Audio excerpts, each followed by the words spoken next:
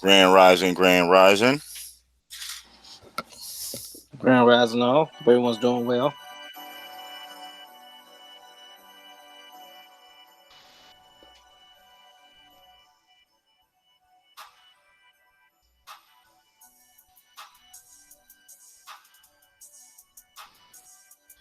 Grand Rising, I Am Flying Squirrel. Macadon 1. Larissa Miller. Brittany Davis.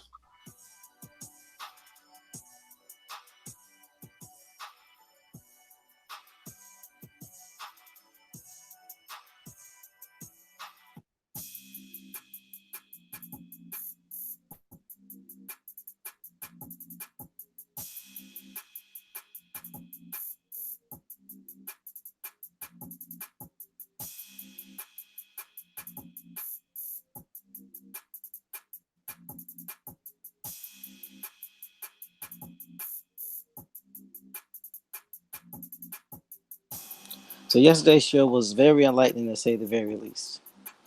So it's got us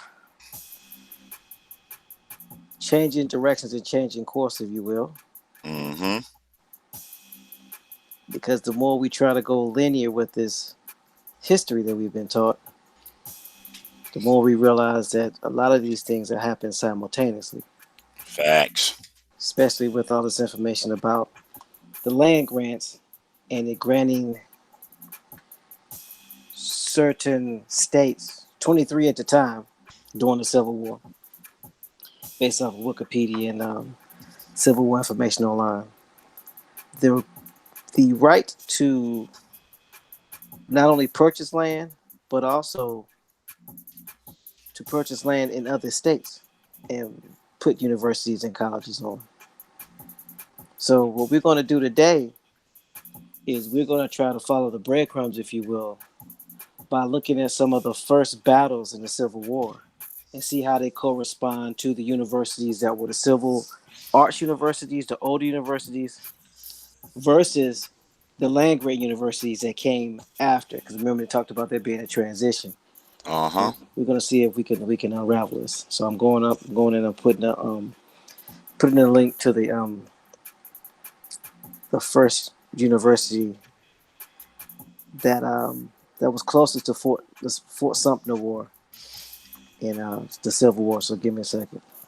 No problem.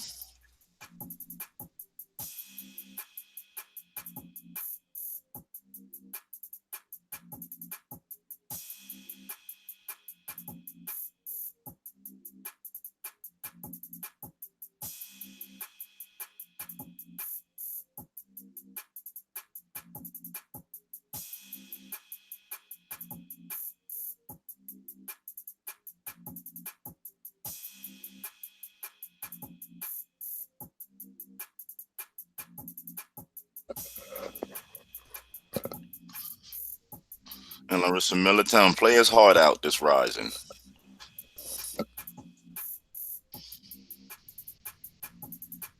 You're loading up this info real quick.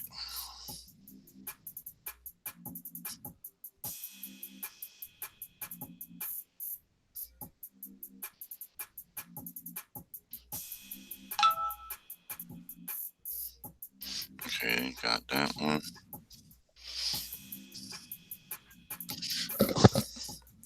Oh, that's the first one for this rising.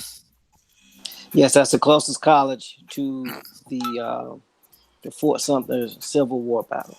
All right, I'm finna post that in the chat since that's the first one we finna go through. Okay.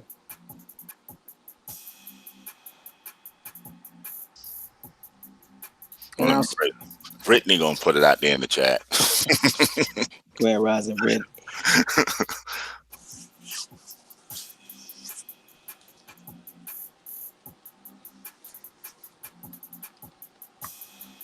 Okay, got that out there. I say College of Charleston. You was about Mm-hmm. ready to go, or you was still pulling more up? No, everything that we need is right. I put it in the back chat so you can start posting the links. All Because right. what I did also was I went to Wikipedia and pulled up the wars, the actual battles of the Civil War, and it's called the list of American Civil War battles. And it reads: the battles of the American Civil War were fought between April 12th, 1861, and May 12th through 13th, 1865, in 23 states: Alabama, Arkansas, Florida, Georgia, Indiana, Kansas, Kentucky, Louisiana, Maine, Maryland, Minnesota, Mississippi, Missouri, New York, North Carolina, Ohio, Pennsylvania, South Carolina, Tennessee, Texas, Vermont, Virginia, and West Virginia. The District of Columbia, as well as the following territories. So these were territories, these were not states at the time. Nope. Now, how you can have a war with territory and be a civil war is beyond me, but anyway. At the same time, yeah. Yeah. So the following territories included Arizona Territory, Colorado Territory, Dakota Territory, Indian Territory, present-day Oklahoma. Keep that in mind. New Mexico Territory, Washington Territory. And naval engagements. These battles would change the standing and historical memory of the United States, while the origins of the war are complex. Principal among them were the issue of slavery and the interpretations of the Constitution and the rules, rights, and qualifications that it embodied. Now, here's the thing that's very interesting. For any of us that live in these areas where they continue, and I say continue, I'm talking about the powers that be, local Mm-hmm. governments that continue to reenact these civil wars. So it says, for a list of battles organized by campaign and theater, see Eastern Theater of the American Civil War, Western Theater of the American Civil War, Trans-Mississippi Theater of the American Civil War, Pacific Coast Theater of the American Civil War, Lower Seaboard Theater of the American Civil War, category battles of the American Civil War. So here's an interesting thing. They're called theaters. Mm-hmm. Why theaters? Well, let's do what we always do. Let's go I, to the let's go to the etymology of theater. See what we get. Let's see.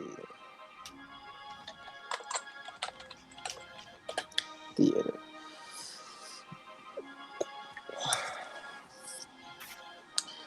Theater. Late 14th century. Open air place in ancient times for viewing spectacles and plays from old French theater. 12th century modern French theatre, improperly accented. And directly from Latin threaten. Playhouse, theater, stage, spectators in a theater. Source, also a Spanish Italian teatro, from Greek theatron, theater. The people in the theater, a show, a spectacle, literally place for viewing from feats they to behold. Related to thea, a view, a scene, a seat in the theater. Feats, spectator, plus negative tron, suffix denoting place. Meaning, building where plays are shown is from 1570s in English transfer sense of plays. Written production, the stage is from 1660s. Generic sense of place, of action, is from 1580s, especially region where the war is being fought. Spelling with the re arose late 17th century and prevailed in Britain after 1700 by French influence, but American English retained or reviewed the older spelling.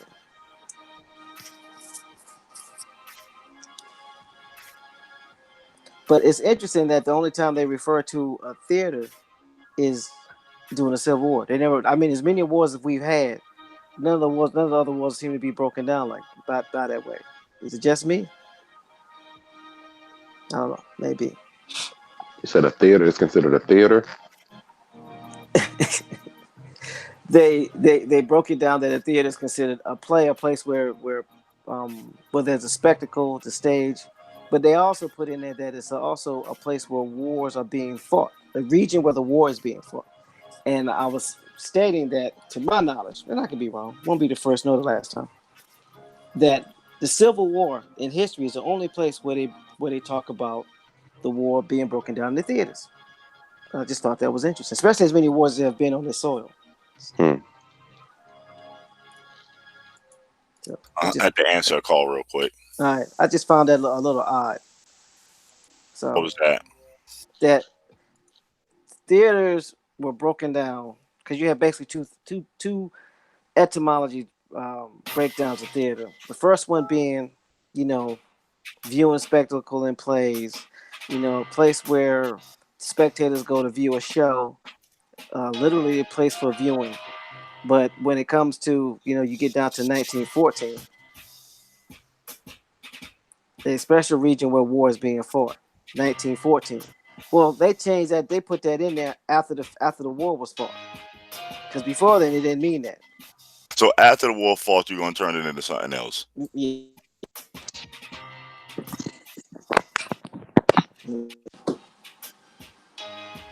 Before then, it just meant a place where, you view a play, and they also do reenactments of the Civil War. Yeah, I was literally just about to ask. I didn't know if that was the right war that they do reenactments. No, they call That's what. reenactments. I actually, Yeah. when I was working in government contracts, there were people that I knew that would actually reenact the Civil War. So yeah, it's a real thing. Where you get them 3 extra decibels of bass this rising? Oh, you talking about? That's that early. That's that wake up voice. Grand rising, y'all. Came in like Chico the Virgo. Well, I think we need to be. Grand rising, y'all. Grand rising. You have to do what they call that show they used to do, the Quiet Storm, featuring No Sellout. You ain't like. This is the Quiet Storm. No, go ahead. My bad. No, you good. So, so when you look at the breakdown of the Civil War, and Bones, if you have the link, you go ahead and put it in the back chat. It's broken down into theaters. Okay, which the etymology for that definition did not come about until 1914, but the war itself happened in 1861 to 1865. But we just gonna leave that alone. Leave that definitely there. That's probably why they got all these reenactments around here, huh? Yeah, I was getting to that, but I didn't know if the Civil War was that one that they do the reenactment for. That is the one. That's crazy. It is. They call it theater. It's the only one that I know. And if anybody knows anything different, let us know. But to my knowledge, yeah, the Civil War is the only one, and the so-called American Revolution. Ain't nobody running around here reacting to World War One, II, Vietnam War. All right, so let's go into. They're broken down into these theaters. Remember, it's 1, 2, 3, 4, 5, 6 different theaters covering 23 states, from Alabama all the way to the territory of Washington. And that's when I say Washington, that means the state to later become known as Washington State, which is on the West Coast. So that means by this time, you figure 1865, they were already out in Washington State. Keep that in mind. Didn't we read it was in Puerto Rico and Hawaii too at the same time? Mm-hmm. That's a lot of resources. A whole lot of people. I mean, it just makes you think. There, the more we start looking into this, the crazier it gets. Yeah, stuff don't add up, and it's looking like somebody had a whole lot of help. A whole lot of. Yeah, did the French Canadians actually help? Because if you think of it. Yeah.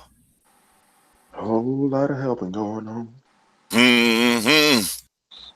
There y'all go. I'm gonna see if I can pull up another list, because the other list that I had told you exactly where the wars were fought. So give me a second. Of course, it's hard for me to find it.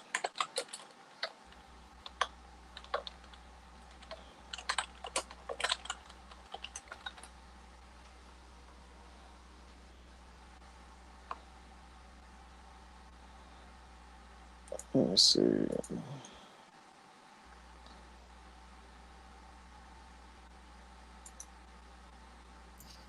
Yeah, I was reading the Charleston article. I found our first Sea Grant and Space Grant University. Mm-hmm. Hold on. Sea and Space in 1977. Okay, so I'll put this in the back chat. and I'm gonna go ahead and read it, and that way Mm-hmm. you can have everybody in the chat can take a look at it as well. Because we want we just don't want to be a source for information. We want to be a place where people can also provide input. Mm-hmm. I ain't finna have my head the only one explode in these risings. So, Battle of Fort Sumter.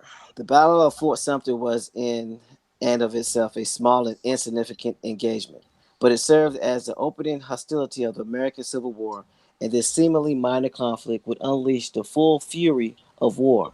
On December 20th, 1860, South Carolina officially seceded from the Union and demanded that all states force evacuate Charleston Harbor. At that time, the small number of U.S. forces at Charleston were under the command of Major Robert Anderson. Rather than surrender his command, Major Anderson took action on the evening of December 26th. He gathered his entire command, roughly 85 men, then stationed on the mainland of Fort Moultrie, and secretly moved them all under the cover of darkness to the island stronghold of Fort Sumter. Despite being in a very defensible position, Anderson needed more men and supplies to be able to hold his ground against a determined attack. He sent word to Washington asking for assistance, and help was soon on the way. That help came in the form of Star of the West, a merchant ship loaded with supplies and 200 men to bolster Anderson's defense. But the South Carolina defenders did not intend to allow Anderson to be relieved. Did not allow Anderson to be relieved. On January 9th, 1861, the Star of the West in Charleston Harbor put before she could reach Fort Sumter. She came under heavy fire and was forced to turn back. I want y'all to pay attention to something. It says despite being in a very defensible position, Anderson needed more men and supplies to be able to hold his ground against a determined attack. He sent word to Washington. Now I wonder where Washington was. Hmm. Because you got to remember, at this time there were no phones, Yep. there's no telegraph, Nope. there's no internet. Nope. So Unless how'd you you got. send word? So how'd you send word when this war didn't even last but a couple of days? Mm-hmm. And how long would it take for you to mobilize to move around at this time? You just ain't going from the east to the west like that. No, when they say Washington, I don't know which Washington. I'm not. It doesn't say which Washington he's talking about, and I don't know he's talking about Washington State. It just says he reached out to Washington.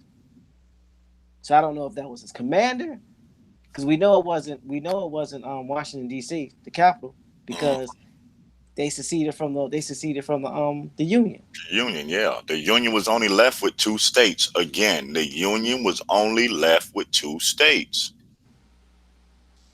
So who was Washington that he sent asking for assistance? Hmm. Oh, so there's a lot of inconsistencies, and there's a lot of things that that seem a little bit on the the crazy side. Mm-hmm. Because if you look up some of these lists on American Civil War, and you look at the casualties, it'll say that there was 11 casualties on the Union side and 6 casualties on the Confederate side, and then they'll say it was a short war because there were no casualties. But then again, it is what it is. Yeah, they need to make up their mind. They play too much. So this was the first war that was listed in the Civil War. Like I said, it happened in 1826, 1860. So 1860. So let's see what colleges was around at that time that was near that fort, that harbor. And that college would be the College of Charleston. And it says not to be confused with the University in Charleston, West Virginia. It reads the College of Charleston, also known as CFC, the College of Charleston, is a public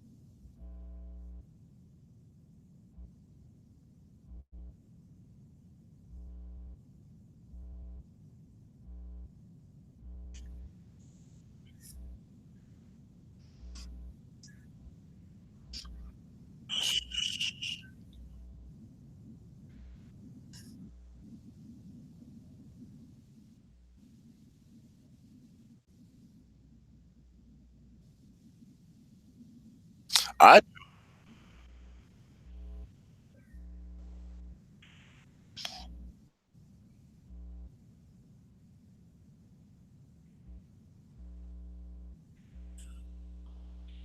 mm-mm-mm.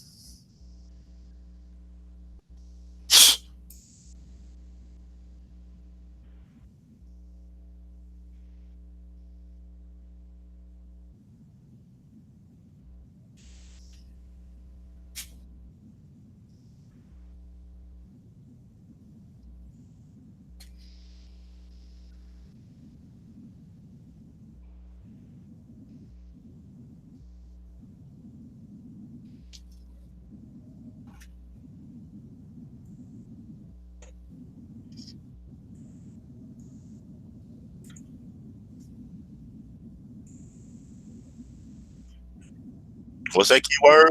You said a keyword that stung out to me.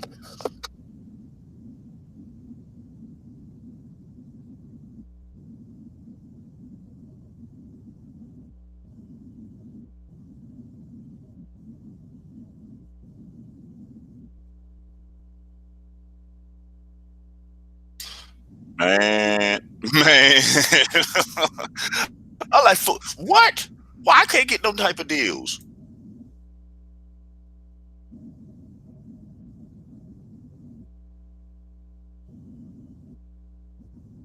Who's that broker? Let me stop.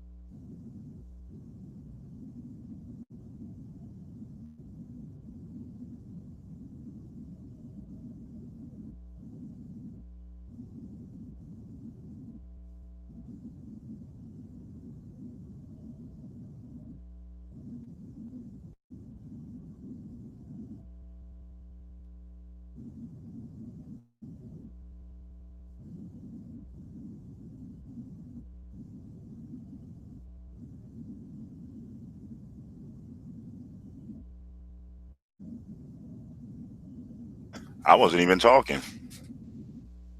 It's probably delayed a little bit. Let me check the live stream.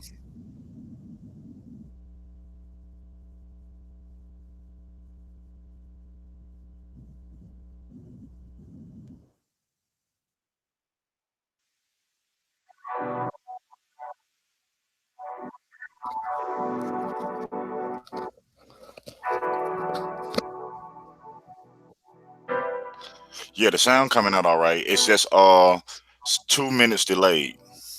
So they probably be thinking it's silent, but it's 2 minutes delayed. Depends on where you at.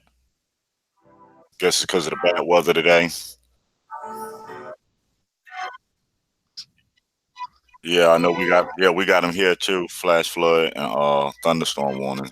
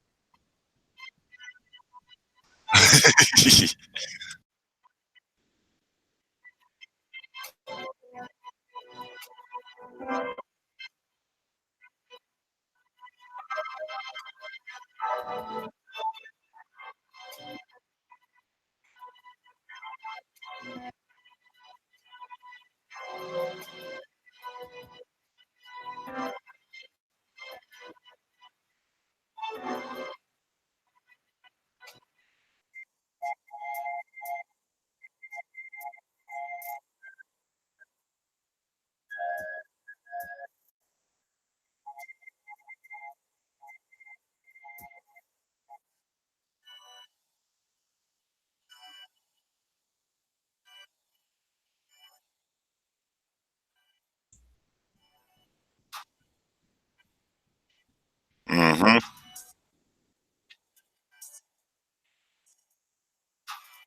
Yep. Different game. Different game.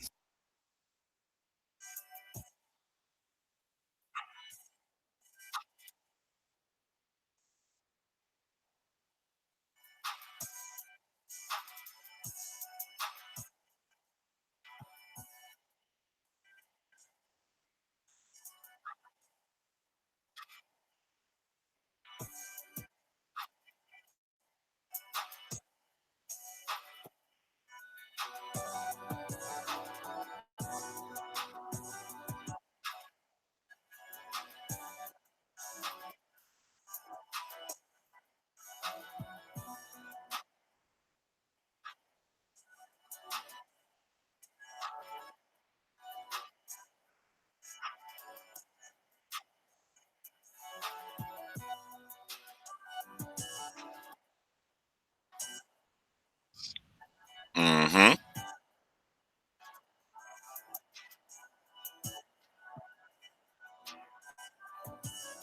Dun dun. Grand Rising, I Am Flying Squirrel. Peace, LJ Free. Grand Rising. Chief Warrior Mania.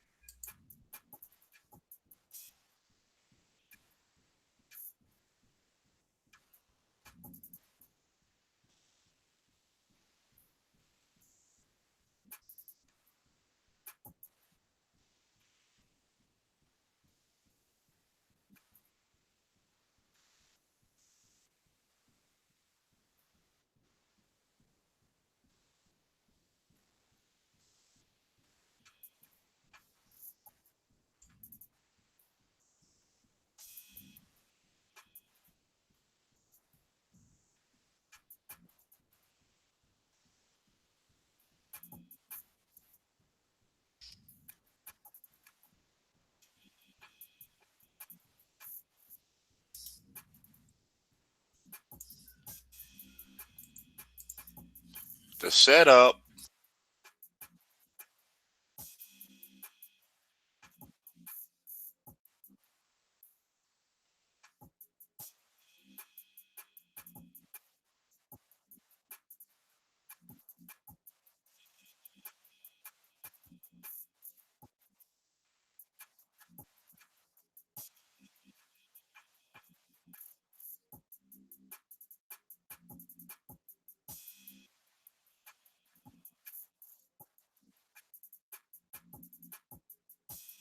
Bingo.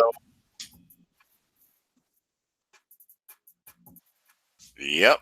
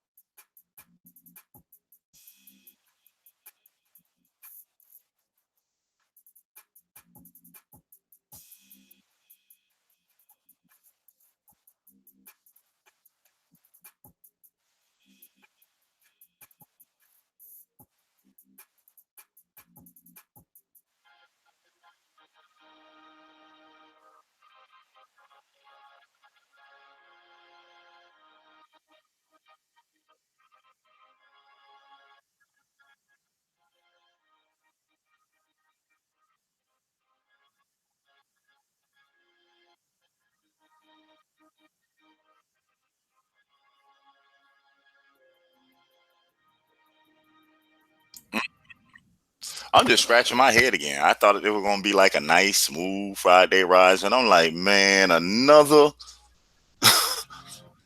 scam on top of a scam that was a scam.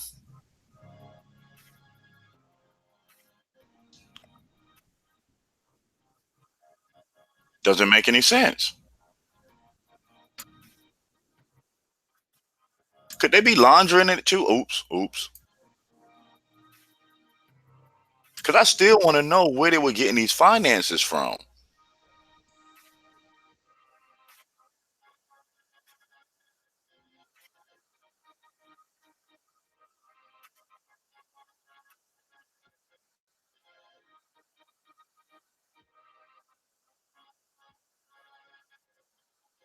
Universities, because before then, all these universities were liberal arts universities.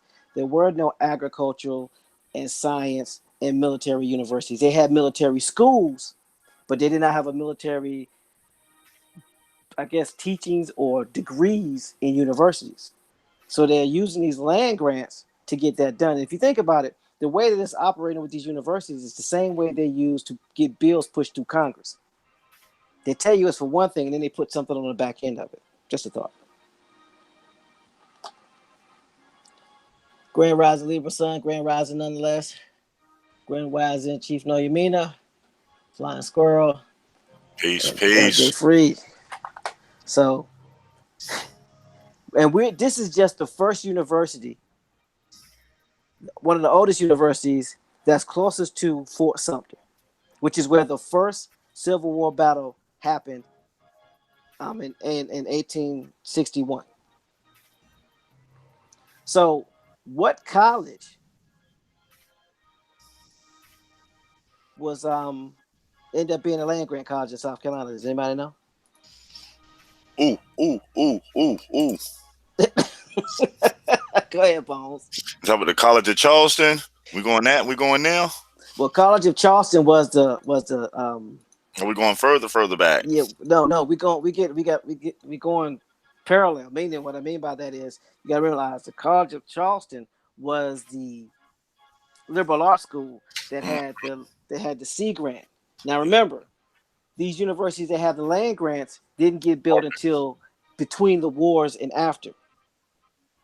See, because the parallel I'm trying to draw is there were universities that were already near these wars, and now there's going to be universities near these liberal arts universities during and after these wars. It ties in. Yeah, I don't know if you've seen the emblem from College of Charleston. What does it look like? Hold on. We got the motto, Sapanita, Hold Sapanita. What's that? IP Liberatus.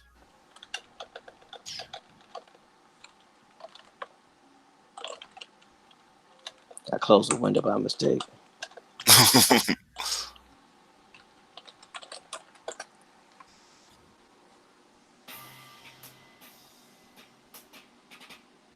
Let's see.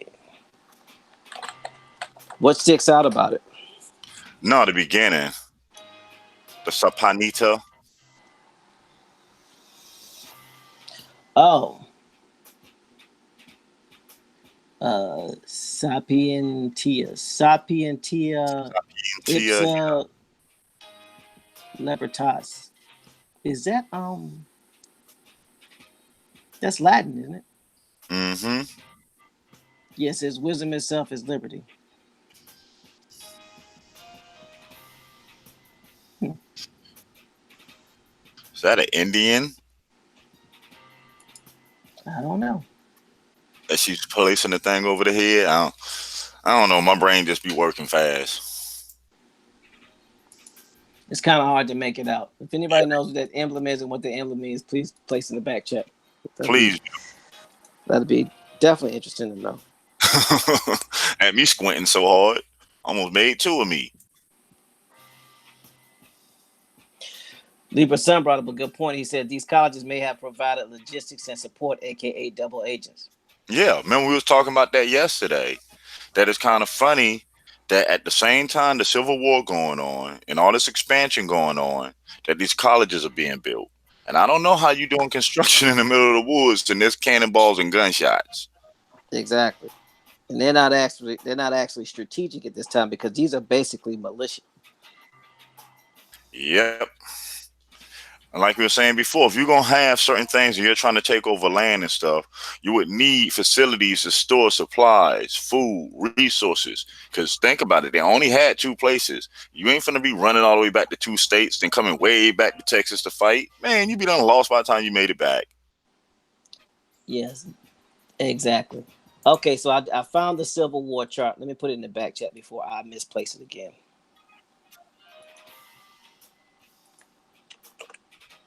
And you can post that in the in the chat so everybody else can follow and see it. And you'll see what I mean when I talk about the inconsistencies. It reads that Battle of Fort Sumter, Charleston, South Carolina was April 12th through April 14th. So if the war was from April 12th to April 14th, how long does it take to send for help and get help? Just saying. At this time, yeah, no cell phones, no mobile phones, not even a landline. Ain't no internet. Did they even start using carrier pigeons yet? Don't get me start lying. I was just trying to give him the benefit of the doubt. I was trying. Free said that the this insignia on their school sounded like it had the word Sapani in it. It did sound similar. Yeah, that's what it stuck out to me. It may have been. Because I done seen it like that a couple of times. Like when it be towards the Latin side, it'd be like Sapanita. Now hold on, I done seen this before. So now you got College of Charleston, which is a liberal arts public sea grant. Oh yeah, let's look at the space grant and see what they have to say about that. The space grant colleges are educational institutions in the United States that comprise a network of 52 consortia performed for the purpose of outer space related research. Each consortium is based in one of the 50 states, District of Columbia or Puerto Rico, and each consists of multiple independent space grant institutions, with one of the institutions, acting as the lead.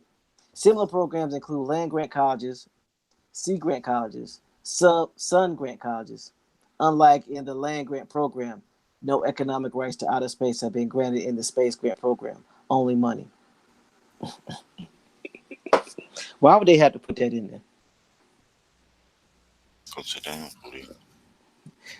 Nonetheless, this is the whole purpose. You're absolutely right. He said maybe the Civil War. That was my question too, TMH. Say again. Like I said that was my question too. Why would you have to put that in there? Is this some official wording? Oh yeah, no, we know it didn't happen the way they said it did. Just money. Don't worry, just money. Because where did you get the people? And I'm finna say it again. Y'all got to remember, there's supposed to be a civil war going on. Colleges, Indian wars going on, colleges being built. yeah, the westward expansion is going on at the same time. They're tightening up the railroads. Where did all these people come from? And not to mention, they told us 3 days ago there's supposed to be 24 million people that wasn't supposed to be counted that they counted. Where are these people coming from? Somebody got some explaining to do. Because if the Union only consists of 2 states, where did the people from the Union Army come from?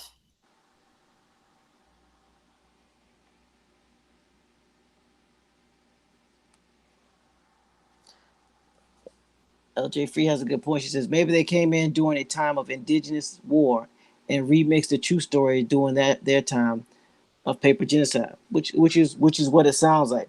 I think we were fighting and they just came in, and while we was fighting and distracted, they hoodwinked all of us. I think so. Because remember, whenever there's something going on, there's always 3 parties, and normally the government is always in the center, causing confusion. This is my hypothesis. The Civil War, the Trail of Tears, and the Underground Railroad are the same event, just told in 3 different perspectives. Because it creates, if you think about them in it separately, they create 3 different timelines. But if you look at them side by side, they're happening not only in the same time, but also in the same area of space. The same area and space at the same time. So where did you get all these? We already know what they said. The population was only 6 million. Okay, so it was broken down that the total population at this time was 34,344,000. There were 2.3 million slaves in the lower states, the lower southern states, excuse me. So that means not all the southern states, but just the lower southern states, there was 2.3 million slaves. Mm-hmm. And then it puts in parentheses, don't believe me, look it up, that was 47% of the population. Now, yep. now 2.3 million is not 47% of 31 million. So then now we have to start using something that they stopped teaching us in school. Critical thinking. Critical. So 47% is almost half the population. So 47%, so you figure the 53% would have to be a little over 3 million people. So that means there was 3 million people, or 3 million people that was enumerated, 2.3 million slaves that were enumerated, and then there was over 24 million individuals that were not enumerated, but they were counted. Yep. Math is fundamental. So if you don't ask the correct questions, you don't get the right answers. So number 1 question is, who are these 24 million people that were counted but not enumerated? That's number 1. And then number 2 is, how are you going to have all this stuff going on and the slaves still be slaves? Based off of what we was taught. We're not talking about what we know and what the truth has been unveiled as. Because the way that the story is being told, you have half the population at war. And based off of what the Civil War tally says, there were 2 million Union fighters, 770,000 Confederate soldiers. So how that's did almost half of the citizenship. So how did the Union come up with a larger army than the South? And the Union can never mind. There go that BS. So when you start asking questions, this stuff does not add up.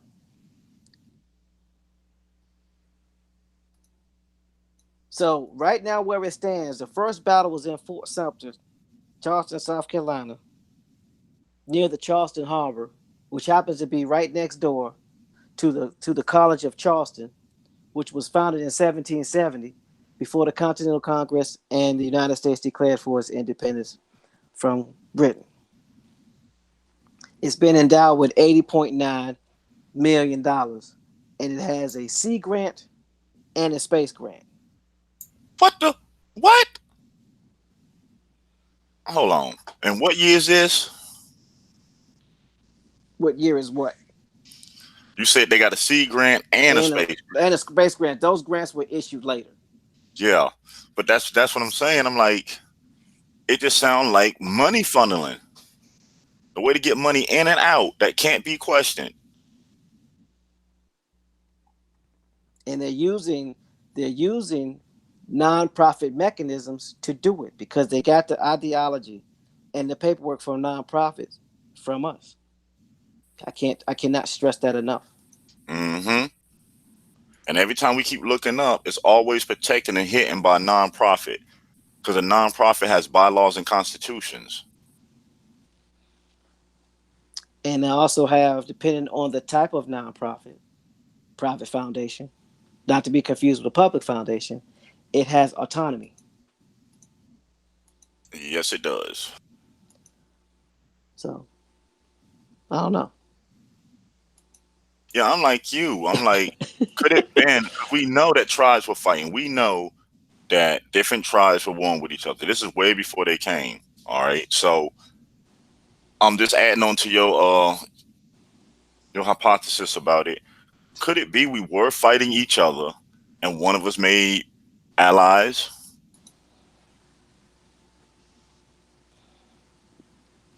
Because I'm still trying to. It would have to be, quite Yeah, because honestly. I'm like, it's weird. I can't come to your house. You outnumber me. I don't know. Like I said, I'm actually stunned this rising. Still from yesterday's rising show. There are so many layers on this Hmm. that it's very difficult at best to unravel this. So I'm looking for the university that's a land grant college in South Carolina. I found it. South Carolina State University. Mm. I'll send a link.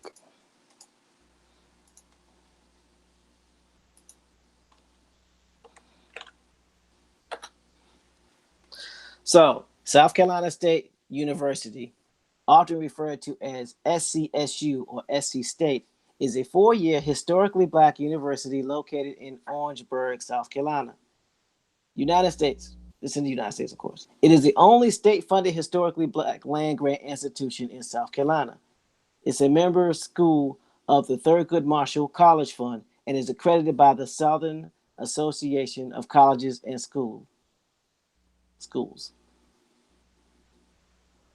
Yeah, I pasted just posted the article in the chat if anybody else wanted to open it up and read it themselves as well. This school is also given it's a public school, it has a land grant and it also has a space grant. And we know that just means money. Now, of course, I'm not surprised. This school doesn't have any endowments.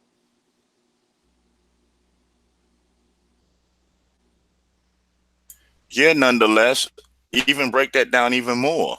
If the government can place people on land, then they can say that land is sat on by their people and they're going to use it. Because it seems like they kept putting people where they put these colleges at and they just kept selling land. How can you sell land? What gave the government the authority to sell land? Well, if you think about it, it's so let's look at it for what it is. Let's um let's look at it from this standpoint. They're not selling the land. These are land grants. Now let's look at the Hmm. definition. Let's look at what a grant is.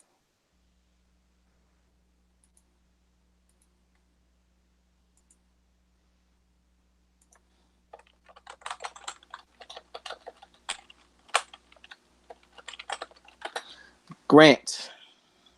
Etymology of grants.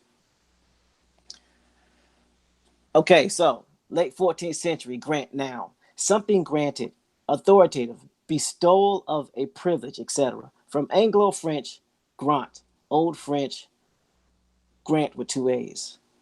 Collateral variant of creant. promise, assurance, vow, agreement, pact, will, wish, pleasure from creator. Be pleasing, assure, promise, guarantee, confirm, authorize. Early in English in now obsolete sense of allowance, permission, especially money formally granted by an authority from 1800 in American English, especially of land from 1700. So the whole form of it over here didn't come up to the 1700s when they start using it here, basically. Yeah, basically it says earlier in English in now obsolete sense of allowance, permission. Then it says especially money formally granted by an authority from circa 1800 in American English, especially of land from circa 1700. So if a grant is a form of permission, who was giving it? Hmm. The question is, how did they get this land? You got to realize this land was vacated under certain auspices. Uh-huh. So think of it. So think of it this way. You know that a lot of tribes were migrant. They moved a lot. Also, too, Mm-hmm. look at it. Look at it from the standpoint. Again, this is hypothesis. As we continue to talk to tribes, I'm sure we'll get the facts. But think of it this way: vacate, right? If you vacate something on vacation, that's where the term comes from. Vacate comes from vacation. Vacation means you leave for a specific amount of time, and then you come back to proceed Then to you do come work. back. Well, Uh-huh. what happens? So let's look at it from a job standpoint. What happens if you go on vacation too long, more than what the authorized time is? When you come back, do you have your job? No, you do not. It's considered a dereliction of duty, right? Yep. So they have the ability to get rid of you. Yep. So what if during the time of the Trail of Trail of Tears, Tears. Mm, aka Underground Railroad, mm-hmm. aka Civil War, there Uh-huh. was an escort to these towns, meaning to Oklahoma, and they left, meaning some of the tribes left, escorting, providing safety for these other tribes. Yep. And while they were gone, because now they're no longer there on the land. And what did it state? The ones could see, you might as well say they escorted somebody out west. Because if you read the statement of the so-called Trail of Tears, what did they tell them? Once they went out there, they got to come back in a year. They were supposed to come back south in a year. But what happened? The census takers that year finished the census in less than 4 months and turned it in. So all that land in them south areas where them tribes left to escort people out to the west, guess what happened to the land? It no longer belonged to them. Because we also read that the slave owners of the South refused to let free whites buy land in the South. That's correct, right? Yeah. Hmm. So if you're So if not we going to had let me the buy power, land, we're going mhm, to create a situation or take advantage of an existing situation and to take the land. take abandoned or vacated land or vacation land, basically Hmm. squat. They basically squatted on it and took it. They squatted and then created paperwork to protect the squatting. Right, because there was no representation for those people because they weren't there to contest it. So think about it. They said that these states were allotted 30,000 acres for each representative, right? So to supplant and put your own representatives in there, wouldn't this be a good time if you ask a couple of tribes to escort some people to the West Coast? Mm-hmm. This would be the perfect time Mm-hmm. because Lincoln telling everybody, go west, we're going to go west, we're going to go west. And we know the North was getting a butt whooped. And the westward expansion was a ploy that they did to turn the tide.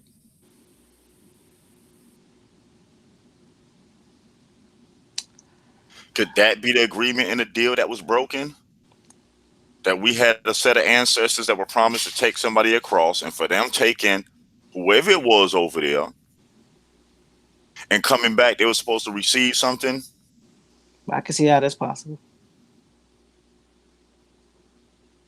I could definitely see how that's possible. Because also, we're the landowners at this time. And Lincoln is promising 40 acres and a mule. But we own basically all the South. We're buying new so-called states left and right at this time. Mm-hmm. So if we're the landowners, who's the slave that was promised 40 acres and a mule? Those those free whites. So when King was talking about the Wordsworth expansion and how they had land grants and gave the immigrants land, don't that almost sound like that 40 acres and a mule promise? And also too, they said remember they had extremely low interest loans. So these immigrants are still they were paying for this land. They were paying for it, but at very low interest rates. Which basically means they will. So think about this: you acquire acres of land that you didn't pay for, and then you sell it to somebody at a low interest loan, which gives you money, and then you grant the remaining land or grant the other land to universities. Which we know the universities and the government are the same entities.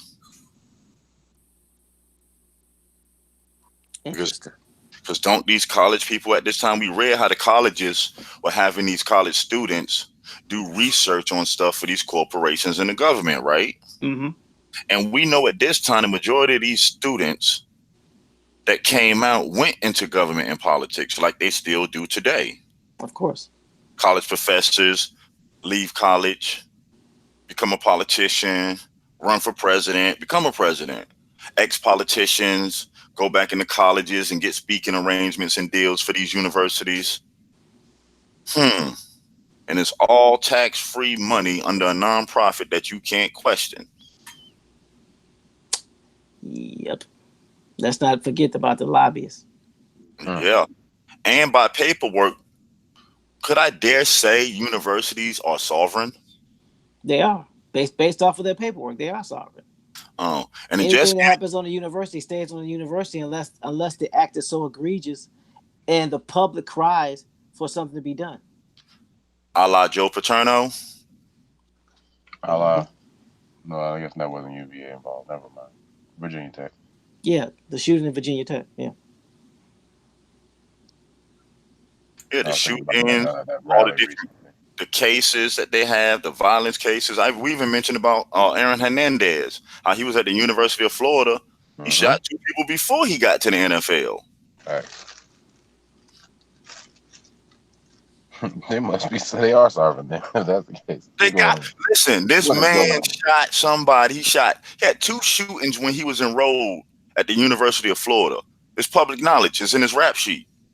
So how do you shoot somebody in the eye and somebody in another body part on a campus? They do have campus police. You're still a student. And you still a student. Not only are you still a student, you get enrolled in the NFL and get drafted.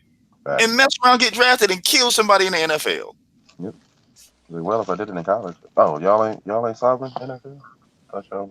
And but they got different laws. Like, remember, because it was a public outcry. You got to remember, see, the government gets involved when you don't mind your business. And minding your business, like every English word or every English statement, has dual meaning. If you were minding your business and you did your due diligence, you wouldn't have brought that individual into your company or your corporation. Now, because you didn't deal with it and it's affecting us, now we have to affect you. Facts. If you mind your business and take care of the things that you're supposed to take care of, the government will never have to get involved. They don't want to get involved. But when you make them get involved, they make you pay. Oh, yeah, they're going to swing the hammer. If you make them have to do something, they will swing the hammer. LJ Free said, it sounds like they declared themselves a sovereign citizen on indigenous land, and then they made it illegal to do so like they do with everything else. Yeah, and I won't even say sovereign citizen, because you can't be a sovereign citizen. Right. They made them sovereign. They made sovereign entities. There's a big difference. Right. See, all they did, and they didn't create that. If you think about it, they stole that from our ancestors. Because is it tribal land sovereignty? Yeah. It's land not taxed. And King told you that they owed us taxes for coming over here. Mhm. Could it be this whole tax argument that they were having in America because they didn't want to pay what they owed for setting up shop in our homeland? Very possible. Man, can we add that up? Some back pay going on. Copy NL says they get theirs and change the rules once they get themselves to the power. That's true, Copper. But the beautiful thing about it is they always leave a blueprint of how they did it and what they did, and so you can do it too. Again, They like I got try to explain, the same door you get kicked out of is the same door you have to go back in. If you don't go out the facts. door you get kicked out of, or walk out of, or get escorted out of, then how you going to get back in?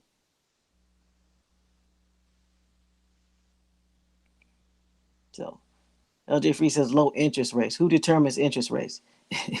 Is it a premise that we abandon the land, lack of interest, so they usurped it using adverse possession? Free, that's exactly what it sounds like. Yeah, Because low we because interest it again it was claimed as abandoned, but again there was nobody to refute that. rate. Mm-hmm. And to this day, this is how we get affected. When we don't refute something, if we don't state our claim and make sure they understand it and get signatures and get acknowledgement, because it's one thing to declare something. It's another thing to have a contract and get a signature of acknowledgement. Because you can declare something all day, if don't nobody acknowledge it, then that doesn't mean anything. Yeah, that's the thing. Just because you declare, that means nothing. I declare that your house belongs to me. Does it? You know, step your foot on my property, see what happens. You can make all declarations you want to. Somebody must recognize your declaration. Exactly, copy a deal. He says, right, they have to keep a paper trail. Their strength is their weakness. See, all this information that we're pulling up and finding, it's their weakness. They kept a paper trail because their paper trail was originally their strength, which was once our weakness. Now it's our strength and it's their weakness because there is so much paper out here proving that we are who we are. Doodle Vision says Declaration of Independence equals toilet paper. There is so much information here. There's so much proof that they can't deny it. That's why I assert that ADOS is not for us; it's for them. It's for them. And Doodle right. Declaration of Independence equals toilet paper. Let me break this down for you. How can you declare your independence from Britain, but we pay them restitution every year? Is that a declaration? Or are you paying a bill? So you just said something that was important. Declaration. The United States made a declaration. How's it working for them? They got to pay. Yeah. So you could declare something, but you gonna pay. I-80 made a declaration, and France still making them pay. Jamaica has a declaration. Don't they got to still pay England? I mean, and You don't want a declaration. And the law of the land is agreements. That's how we've always operated. We operated with agreements. That's how they operate. They operate with mm, an agreements because that's what an grant is, right? yep, a grant. A I'm granting promise, you a assurance, promise. a Yep, vow, agreement, a pact. yep. So who did they partner with to be out here issuing promises on foreign land to them? And there's so many different tribes and nations over here. They did not do it alone. The writings on the wall, they had Indian help. Yeah, some of You have our to some of act our yourself some of our tribes sold us out big because time. you have to start looking at this. Okay, they come over here. I don't care how many of them come over here. You can't come to my house and make me do nothing. That doesn't happen in 2019 unless somebody in your house is working with the outsiders. Then they can get control and have influence. Exactly. It's always we always are destroyed from the inside out, not the outside in. And until we start accepting that and owning that, and it goes back to what you said, Bones, we are quick to take pride in being first in all the good things. But we don't never want to take pride in being first in the bad things. So if we were the first to come up with all these great accomplishments, then it's safe to say we were the first to sell out.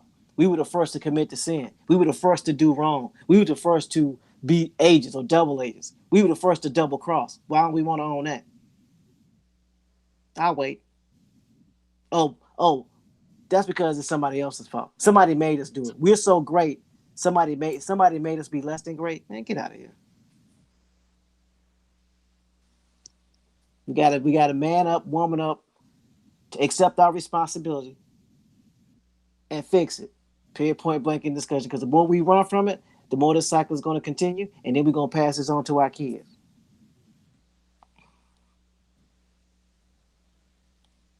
And therein lies our biggest problem is that, and TMH just said it, we're so great. We're the first at everything. So we was the first slave masters. We were the first tyrants over here. We were the first bullies over here. I mean, we can't have it both ways. Could it be until we accept our wrongs on what we did?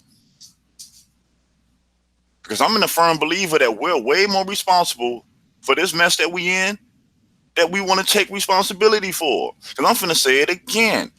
Somebody please tell me, how can a stranger come to your home and make you do anything? That has never happened in the history.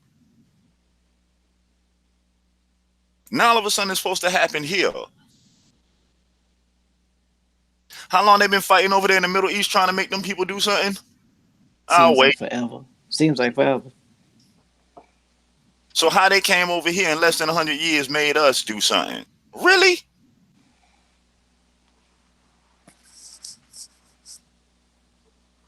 If you get back to your tribe, you'll find out what secrets and what sacred your tribe is holding.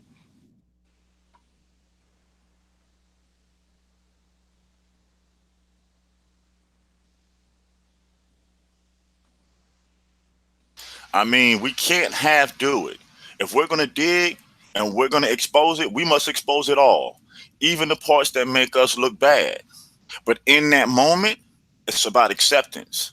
And I'm glad TMA said that before. If you study our history, the majority of our people spent so much time using that pointer finger, blaming everybody else. But guess what? You got a thumb. So start pointing that back at you first. Change what you are doing or not doing to make the situation worse. I mean, how we going to talk about standing up? And TMH say this all the time. If you don't take the time to learn who your opponent is, if you don't know how they operate, if you don't know how they maneuver, you don't know their strength or their weaknesses, how can you fight? That's not a fight. You setting people up to go out there and get slaughtered because you can't fight what you don't know anything about. So instead of talking all the rah, rah, rah, why don't we do the most obvious thing? Let's address the elephant in the room. Let's start being accountable for our actions. Forget what everybody else did. Let's get our stuff together first. Then once we get our stuff together, then we can start addressing other people. Sweep in front of your own porch before you sweep in front of somebody else's. Sounds good to me. And when you look at grant, the verb form, it says in early use, also grant early 13th century to allow, permit something, consent Mm-hmm. to. Consent. I grant you permission to cross on my land. I grant you permission to stay here for the night. Yeah, it's just a form of permission. But who's the authority that's giving the permission? See, ain't no foreign government came over here and saddled shop by themselves. We already know that the Constitution was broken down from the Iroquois Constitution, right? Mm-hmm. We already know that the Bible was Algonquin. It was translated by Algonquins to colonizers. I mean, what? We got to start spelling it out? They only had 13 colonies. They didn't get into Georgia till what, 1813? They fighting in Georgia. So they had 100 years in the Northeast to get real familiar with some tribes up there. And then even when you read the history, correct me if I'm wrong, TMAs, didn't a lot of them tribes also run with the English? Yeah, they did. And also too, if you think about it, if you talk to any tribal any chiefs today, or any other tribes, they know each other tribes' history. You got to realize the names of the tribe, the names that we call these tribes were names that other tribes gave them, and the names that the Europeans gave them. That's not what they called themselves. So when the Europeans are talking about other tribes, it's based off of the intel that they got from the tribes they was working with.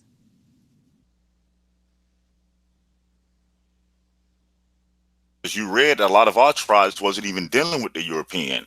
So who else can get close enough to tell tribal secrets? Who else can get close enough to different tribes? Duda Vision said they lived and they studied amongst the tribes. Yes, they did. For what, 200 years of studying? At least. LJ Free said, sounds like the beginning of Doom Diverse versus We Grant You. Libra Sun said tribes got too friendly with the colonizers and started splitting up the tribes. I mean, if you think about it, Libra Sun, it's like anything else. Divide and conquer. You find the apparently the weakest tribe, right? The tribe that doesn't have the strength, they don't have the power, and they're basically being bullied, and you work with them. Mm-hmm. Because you have to ask yourself, why did the Europeans pay two other tribes to hunt down the Powhatans? Why? And why did the other two tribes accept whatever they got to hunt down and kill the Powhatans?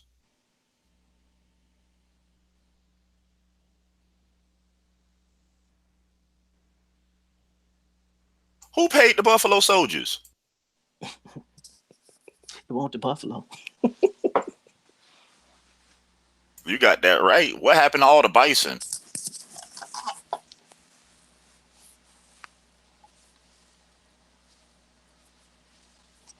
It's just, wars don't happen overnight. It'd be years of research and recon and getting information.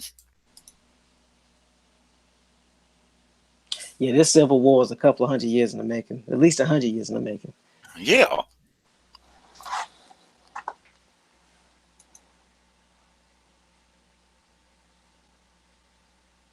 So now that we know that the liberal arts university that was near Fort Sumter was the College of Charleston, and then the land grant college that was built after that was South Carolina State University. And I'm going to bring it up again. Why are these structures so close to battlefields?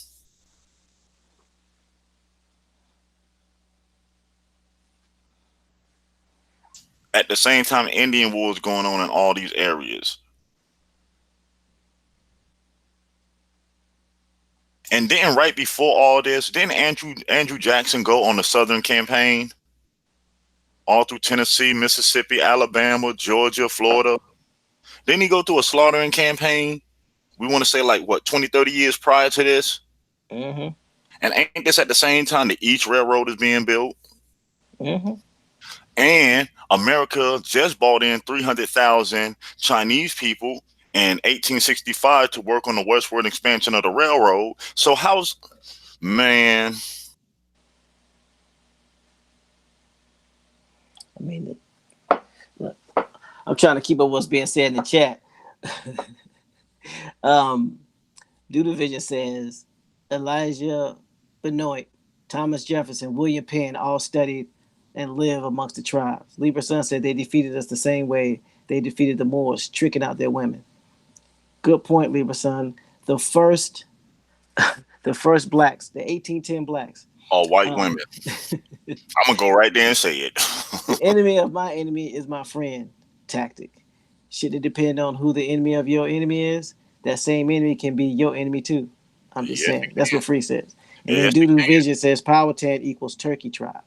Hokies. Virginia Tech Hokies. You hear about the history of the so-called Indians that taught the pilgrims about the turkeys, right? Mm-hmm. We do know that their largest colony on where it was at was in Virginia.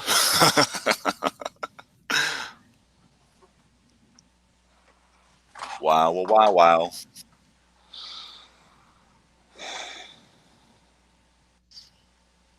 Yeah. All you could do, shake your head. So let's see Scooby-Doo how it. many colleges there are Hmm, in South Carolina. very interesting. So there are. I'll put this link in the back chat too.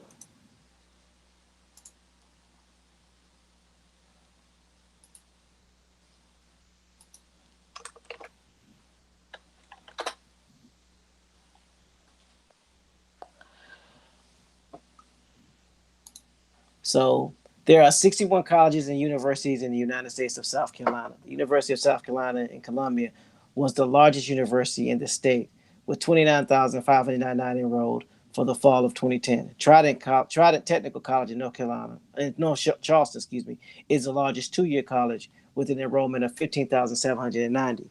The smallest institution is W.L. Bonner College, a Oneness Pentecostal affiliated seminary with an enrollment of 47 students. The oldest institution is the College of Charleston, founded in 1770 and chartered in 1785. So there are 61 colleges and universities in the United States of South Carolina. That's There's South one, Carolina alone. yep, and there's one land grant issued. So that means Charleston, South Carolina has land grants, and they can have satellite schools.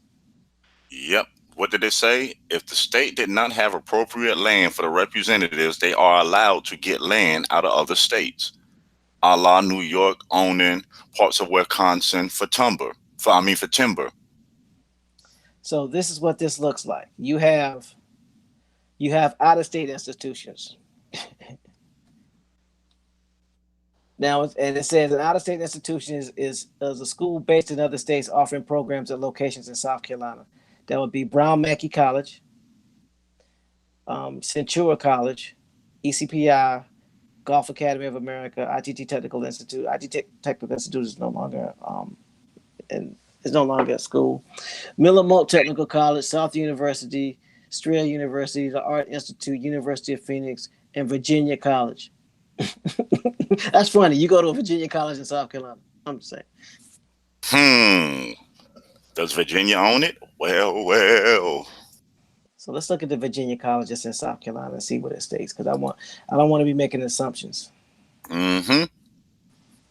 Oh, I think we got 6 more backhoes loading up.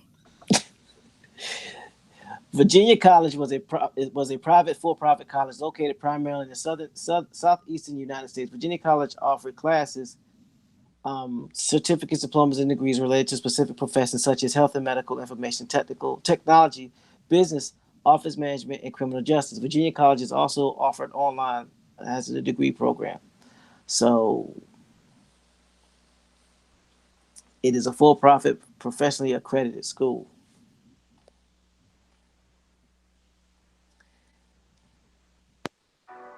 It says the company that owns and operates the Schools Education Corporation of America is a privately held corporation headquarters in Birmingham, Alabama.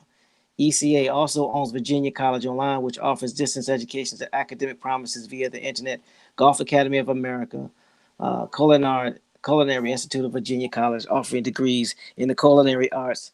Ecotech Institute offering degrees in fields of renewable energy and sustainable design and energy efficiency. So think about this. This is how these land grants are acquiring more land. It says the company that owns and operates the schools. So these schools that I just mentioned are operated and owned by a company. Education Corporation of America. Here we go. Hmm. Backhoe time.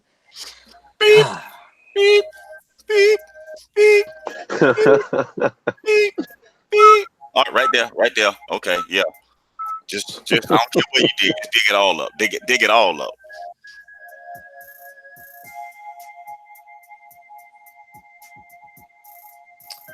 Okay, so Education Corporation of America. Headquartered in Birmingham, Alabama, was a privately held company that operated proprietary colleges across the United States. Included were 3 schools with 31 campuses, plus 1 online school and 4 affiliated businesses. The schools abruptly announced their closing before next semester after ECA was denied accreditation on December 4th, 2018. Closings began on December 7th. So there were 31 campuses before they closed down. These were businesses that owned colleges. I wonder. Oh, we probably do that for next week. I wonder how many of these companies that own these schools are these major Fortune 500 companies today. Hold it now. Hey, y'all know me. I'm addressing the elephant in the room.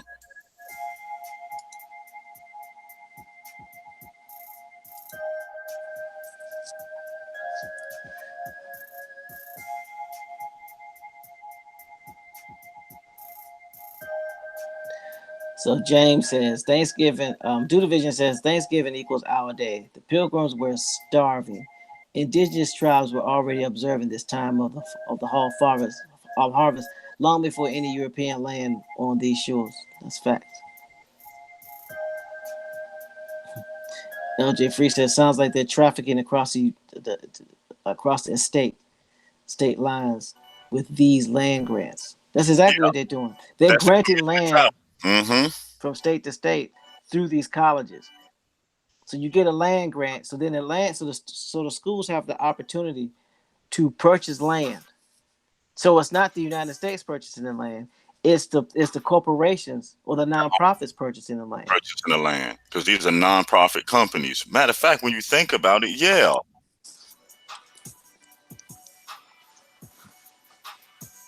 Transferring of ownership the same way that we transfer ownership through these nonprofit institutions.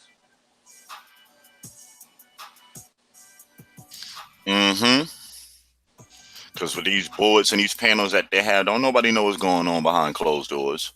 I mean, but the information is always public. That's the beautiful thing about it. They will tell you exactly what they're doing. Most people just don't want to read it, or they won't read it. Campanio says that they are most of the land in northeast North Carolina were granted to the people that settled in Nansemond in southeast Virginia. Etymology, right? Education is to prepare you for work. Volunteer slavery in this day and time. Prison equals prison labor. It's all coming full circle the deeper we dig. Yeah, you got that right. Yeah, you got to remember, what does the 13th Amendment say? Slavery or involuntary servitude is illegal unless convicted of a crime. Let's do the etymology of crime, shall we?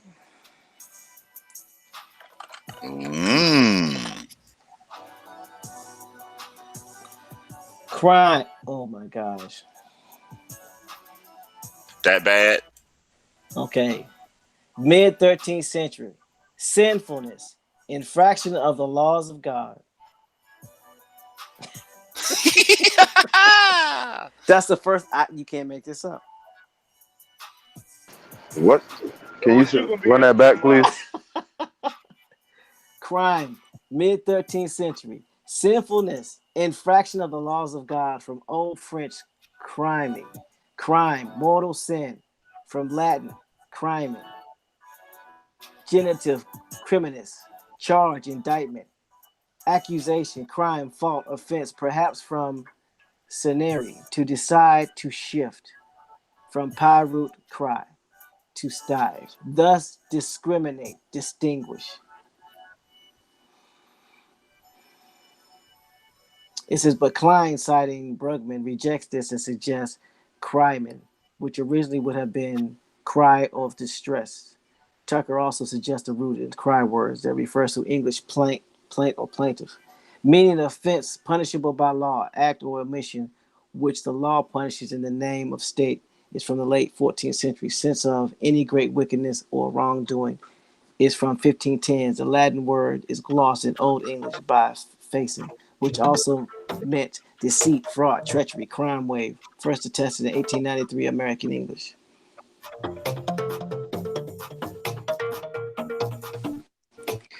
Free says they keep switching up jurisdiction on purpose. Yeah, that's how land grants work.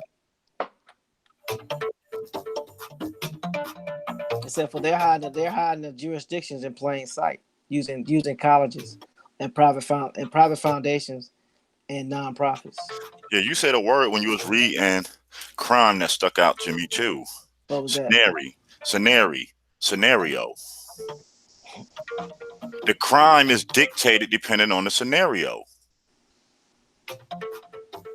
Yeah, to decide, to shift.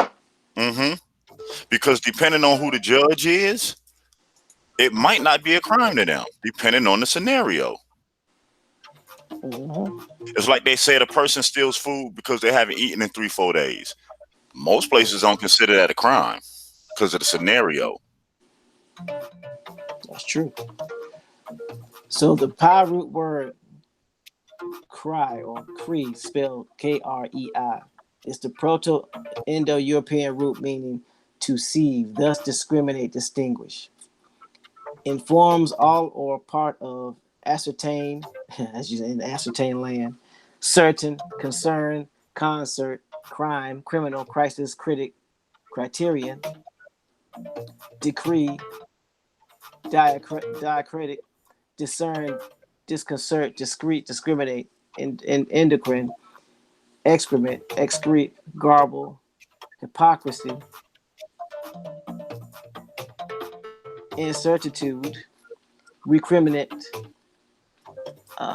recrement, riddle, coercive, secret, secretary. It is a hypothetical source of evidence for its existence is provided by Greek krinon, to separate, decide, judge, krinestheia, Krinesthai, to explain, Latin, crime, sieve, crimen, judgment, crime, scenari, to shift, distinguish, separate, Old Irish, Crythar, Old Welsh, Cutier, sieve, Middle Irish, critch, border, boundary, Old English, hydral, sieve. So there you have it, people. Grand Rising James Gilmore. Peace, Randy James.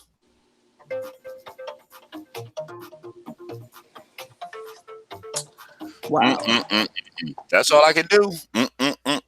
Been a whole week of head shaking. Neck hurt.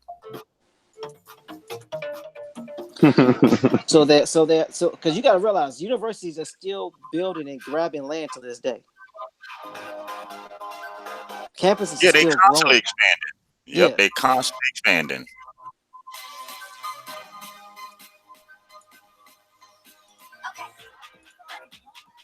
Could that be how they kept their control?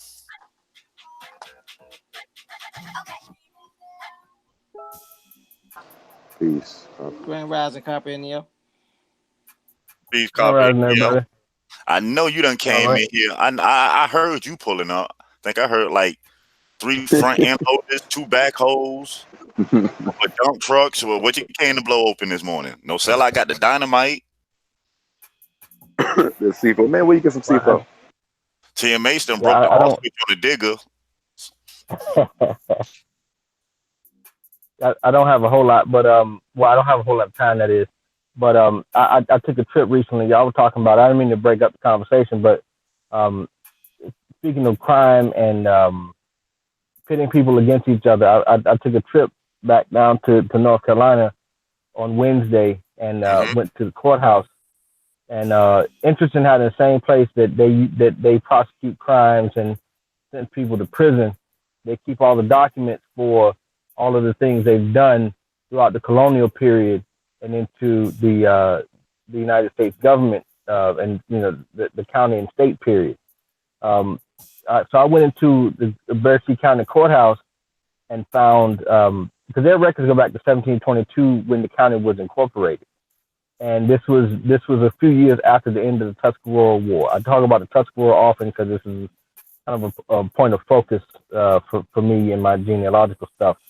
But I found where there were land grants in the deeds office where they have all the big archive books, and I found some documents where people from southeastern Virginia were given grants in North Carolina as they slowly took land from the Tuscarora, and they encroached on their land, and they raided the villages that they had set up along the Roanoke River.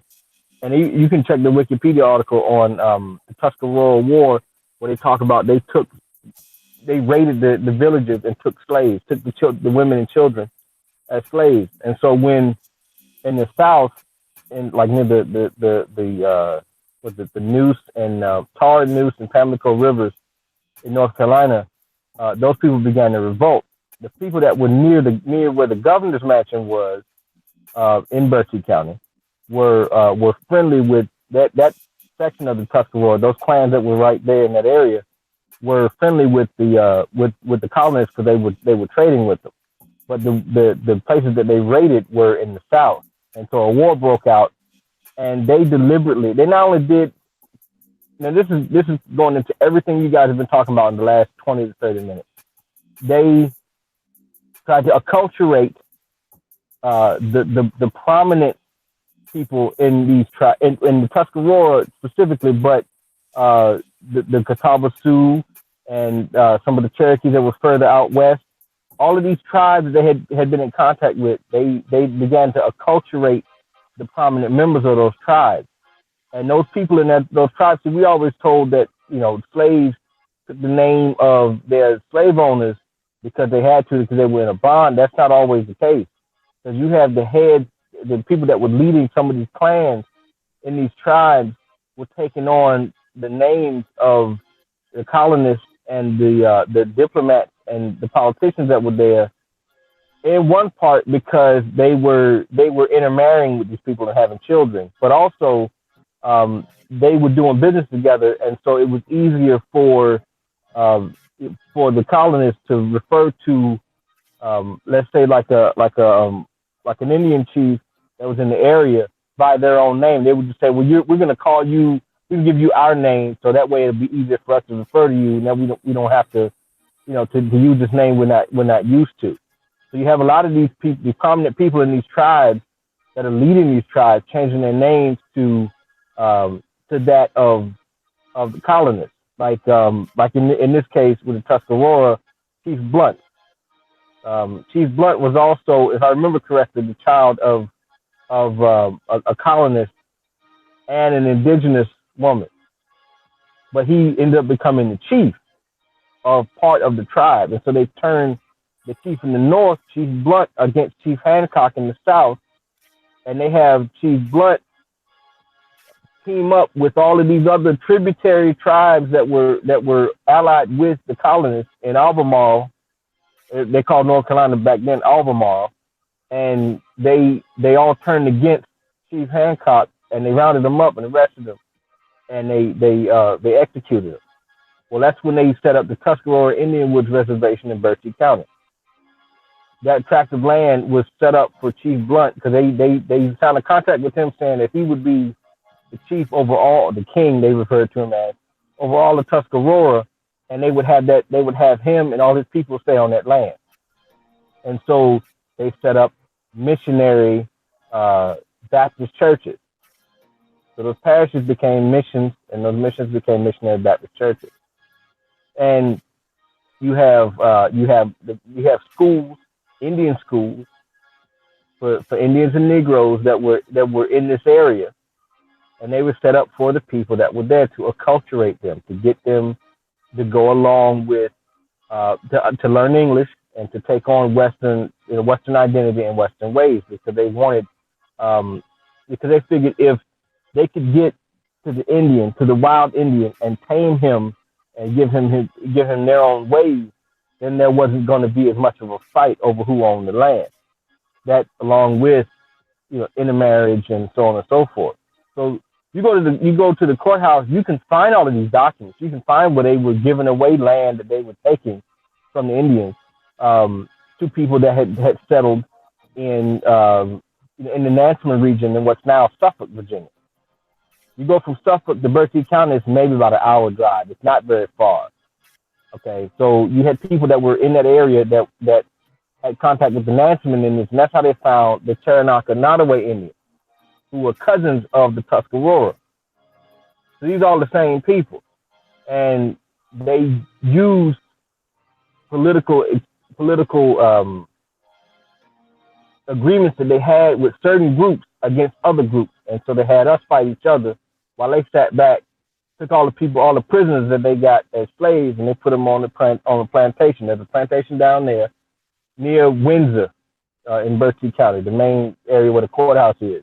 There's a plantation down there called Hope Plantation, and I found a book on William Byrd II where he talks about how they paid for scalps of people that Tuscarora that they killed, and they paid for the ones that they kept alive and put them on that plantation, one or two other plantations in the area, and then shipped the rest of them to Charlestown in South Carolina.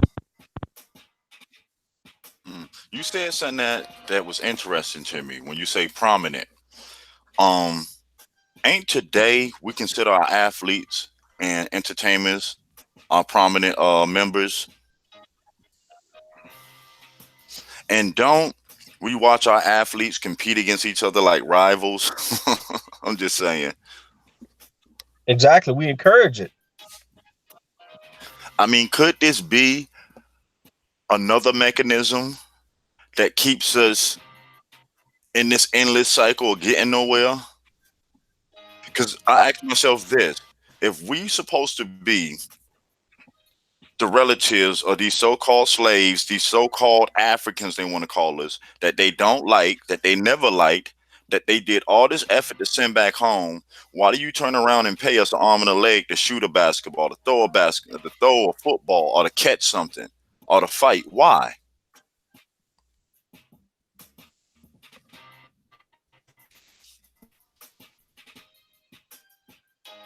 Because if you can keep people, it's just like today, if you can keep people comfortable enough in the system that they've set up, you never have any will to change it. Mm-hmm. And Libra's son said a full one on this one. He said, let me reread this. If you don't convert to Christianity, that would be considered a crime. Facts, we know that, because didn't they wage whole wars on spreading Christianity? Yep. And that's what acculturation is it's to get your mind along with your body to adhere to the culture of the people that are colonizing. So when you go back and you look at some of these pictures of these prominent folks in these tribes, they're wearing Western clothes because they've been acculturated. They've gone through the education system. They've converted to Christianity. They look and speak like the colonists do.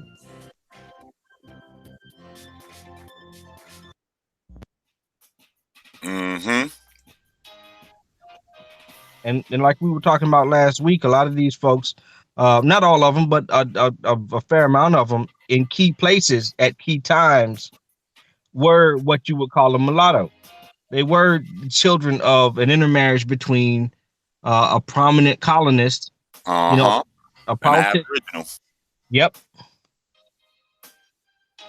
And that allowed for that individual to not only have a tie to the land, but also influence on both sides with the tribe and with the colonial government.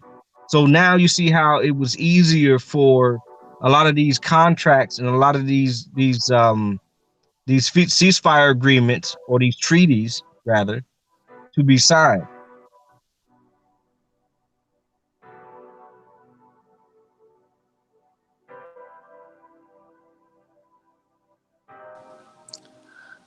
Wow. Yeah.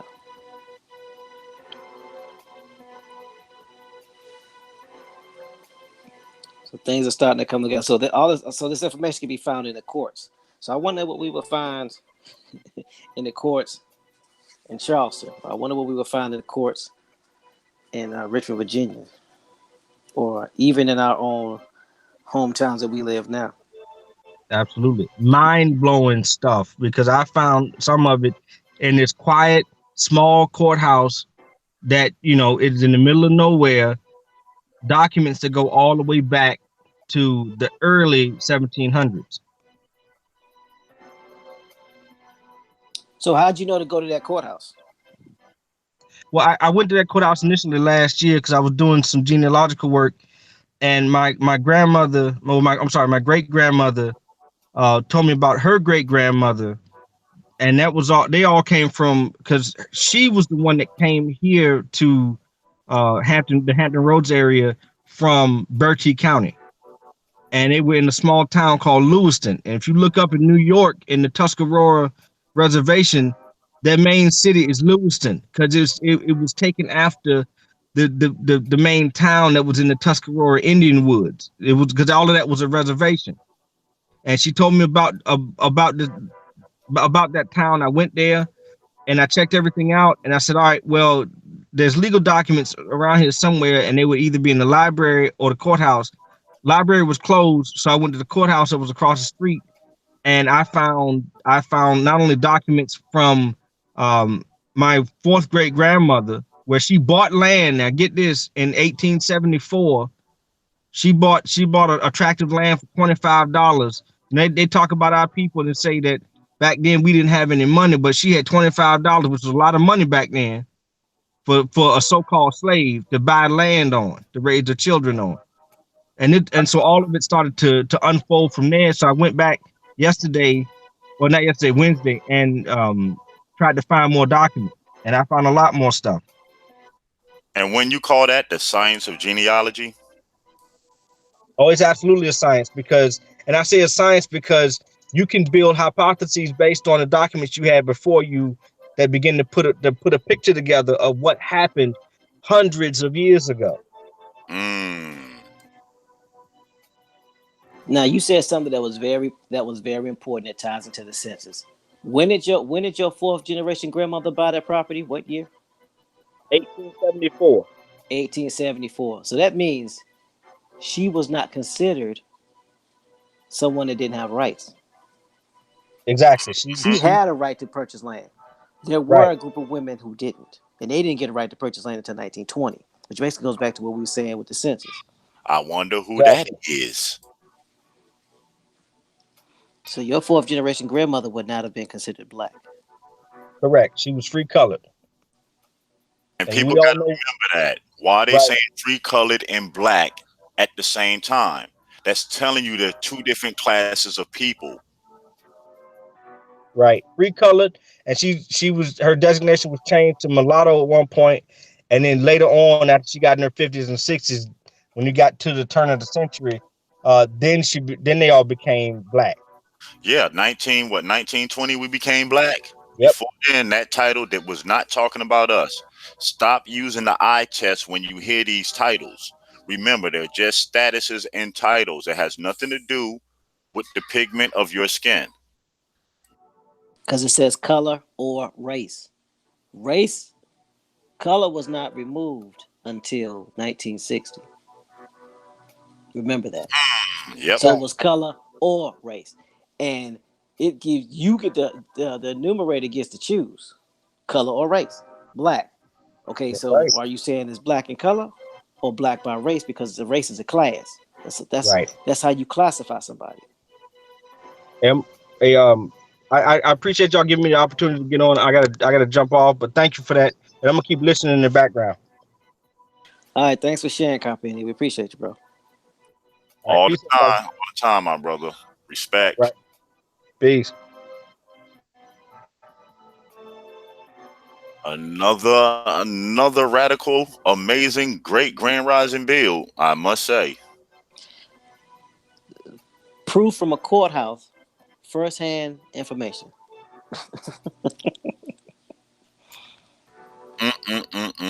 Ain't that something? Yeah, and the Tuscarora Wars are impactful to my tribe as well. The Catawba Sapani Indians were part of that war.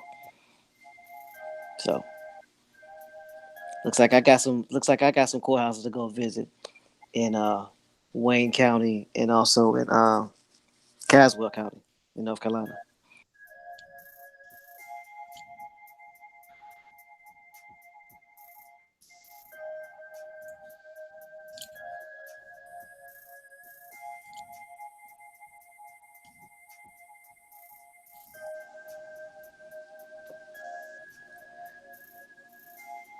Dude, you realize we only got past the first battle in the Civil War? Mm-hmm. Now, watch this. We probably be on this era. We probably be in the 1800s for another month. Because every time we think we got something, we dig a little more and find some more spots to go digging. With respect to all my Sapani American Indians out there that's rising, Cherokees, Choctaw, Chickasaw. Matter of fact, just respect to all the tribes that's rising.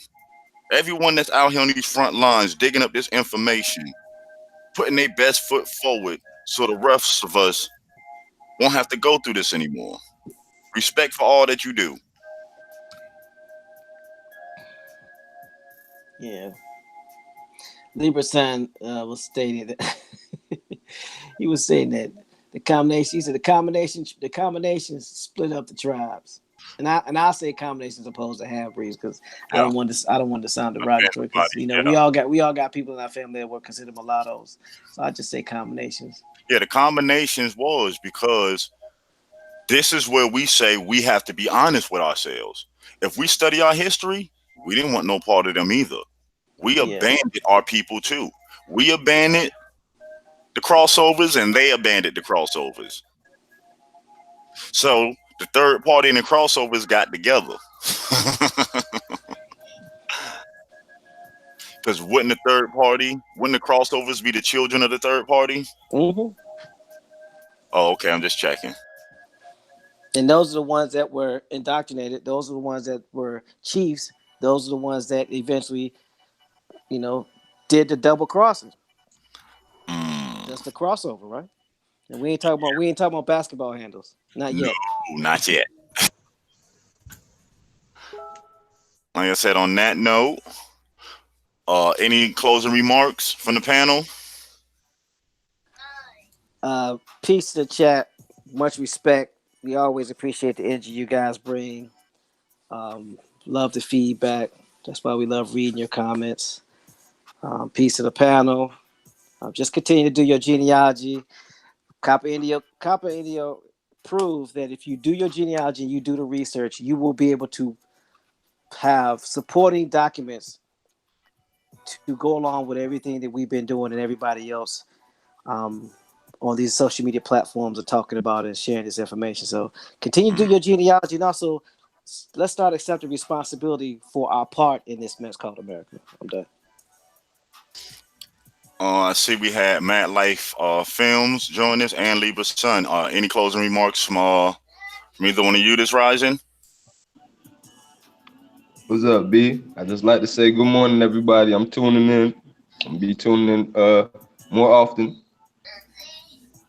Peace and greetings to everybody. Okay, that's Mad Life Films from out of Fort Lauderdale, Florida. They're responsible for a lot of the graphics and stuff that we have going on. Any words from you, Libra Sun? Yeah, man. Grand rising to the first Americans. Y'all definitely touched on a lot of important information, and we need to definitely kind of stick to these time frames that y'all are in now, because it's a lot more to dig up. You know what I mean? Hopefully tomorrow, not tomorrow, but maybe next week when you come on, you get a chance to look over that letter that I sent you. And that was from Ulysses Grant, secretary. I think it was like the war secretary. And this person was like a supposedly a Seneca Indian. And I'm reading it now still. Yeah, I'm still reading it now. Yeah, so I mean, the indoctrination, man, you can tell if this person was an Indian, the indoctrination that has taken place in this guy's mind was heavy. Oh man, heavy. And that would definitely explain a lot of why these tribes were splitting and splintering. You know what I mean? Yeah, And we when- touched on that this week and last week a little bit about the Right. crossovers, crossbreeds and stuff that were Yeah, causing yeah. problems. Yep, that's a fact. And when you see his picture, you would say, yeah, okay, I see what's going on here. Right. Okay. So yeah, but peace to the tribe. So y'all keep on tuning in. This is where the truth lives. You dig? Later. Respect. On that note, the 4th, the 19th of April, 2019. This has been another great Grand Rising. We appreciate everyone catching their cab, calling Aboriginal Bloodlines this rising. And on that note, we'll see you Monday's Rising. Peace.